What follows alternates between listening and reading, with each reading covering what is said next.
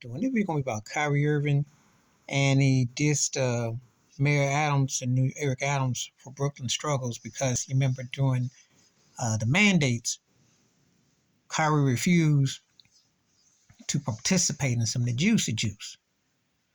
But you see, a fan questioned him, and Kyrie said blame Mayor Adams for the situation. Well, it's not quite that clear.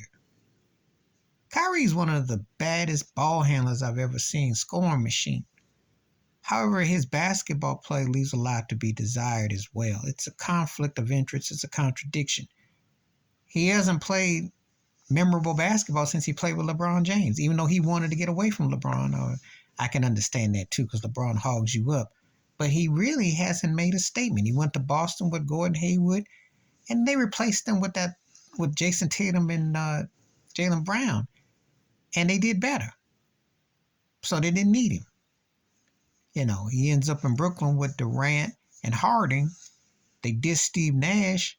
No leadership. I'm just talking about on the court. I support Kyrie's video.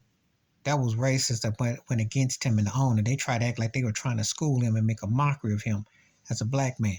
I like what he does off the court. I have an issue with Kyrie on the court. Mayor Adams ain't got nothing to do with Kyrie being inconsistent as a basketball player. He can't stay healthy. He kind of like shrugs his shoulders, wears out his welcome. You know, it didn't work in Boston, it didn't work in Brooklyn, and he's kind of wavering in Dallas, you know. Because to be honest with you, I don't think he knew how good he had it with LeBron James, even though he wanted out. So he's just not that dude. So what he's saying about Adams has validity, but it ain't about, please don't use this as your basketball excuse, because Kyrie, you really haven't done that much memorable on the court since you hit that shot over Steph in Game 7 in 2016.